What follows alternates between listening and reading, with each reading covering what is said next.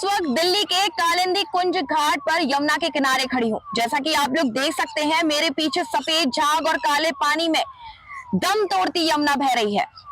करोड़ों लाखों बजट के बाद भी और बड़े बड़े सियासी वादों के बावजूद भी यमुना ऐसी ही थी और आज भी वैसी ही है। दिल्ली की नई सरकार ने अपने कार्यकाल की शुरुआत वासुदेव घाट पर यमुना आरती से की। यह दर्शन के लिए नदी की सफाई उनकी प्राथमिकता है, लेकिन यह धार्मिक आस्था और पर्यावरणीय हकीकत के बीच का विरोधाभास स्पष्ट रूप से सामने आता है। जहां एक और आरती और पूजा पाठ की योजना बनाई जा रही है, वहीं यमुना का जल स्तर प्रदूषण के चरम पर है। मई 2025 में फीकल कॉलीफॉर्म यानी जो सीवेज पाइप के जरिए मलमूत्र पानी में बहाया जा रहा है, उसका स्तर 23 लाख एमपीएन पर 100 ml तक पहुंच गया, जो अप्रैल में 15 लाख था।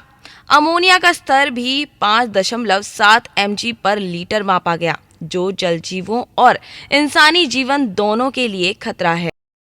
पहली चीज़ तो हमें किसी भी नदी के बारे में उसे समझना चाहिए, उसकी प्रकृति को। तो सबसे पहले हमें ये समझना पड़ेगा कि जो यमुना है वो किस तरह से बहती है, कहाँ कहाँ उसमें प्रदूषण होता है और क्यों होता है। तो आप जब यमुना की पूरी लंबाई को नापेंगे करीब 1200 किलोमीटर के आसपास, तो जिसमें बहुत मेजर स्टेट्स जो हैं वो पहाड़ से चल के और फिर मैदान की तरफ आते हैं। यानी जब आप हिमाचल से लेके इलाहाबाद उत्तर प्रदेश तक देखेंगे यमुना को, तो उसमें सिर्फ कोई 22 किलोमीटर का जो हिस्सा है वो दिल्ली में पड़ता है और उस 22 किलोमीटर में करीब 80% जो नदी का पोल्यूशन लोड है वो उसी 22 किलोमीटर में है। यानी ये बात बहुत दिनों से, बहुत समय से साफ है कि जो दिल्ली का स्ट्रेच है यमुना का, वो पूरे यमुना रिवर के सबसे खराब स्ट्रेच में से एक है और वहाँ का जो प्रदूषण है करीब 80% का, वो पूरी यमुना को प्रदूषित बना देता है।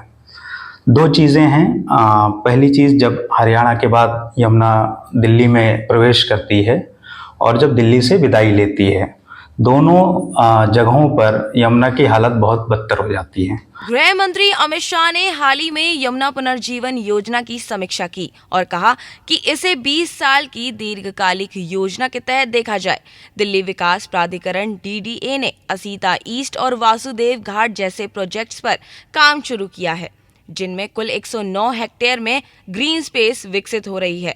लेकिन जब सवाल आता है सीवेज ट्रीटमेंट और इंडस्ट्रियल वेस्ट का, तो आंकड़े डराते हैं। आपको माँ यमुना की जो हमने अपनी प्रतिबद्धता जो जताई है, वो आपको फ़र्क दिखाई दे रहा होगा।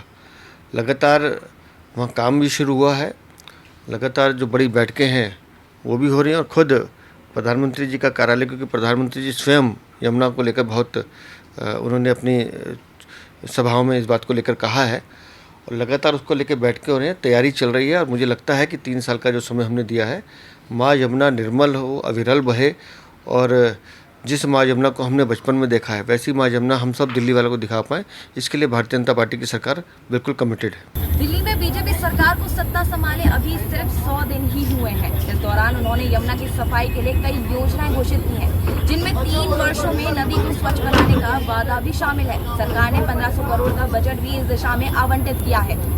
लेकिन सवाल ये है कि क्या ये योजनाएं केवल कागजों तक सीमित रहेंगी या वास्तव में यमुना की हालत में सुधार लाएंगी? क्या ये सरकार भी पिछली सरकारों की तरह वादों तक सीमित रह जाएगी या वास्तव में यमुना को स्वच्छ बनाने में सफल होगी?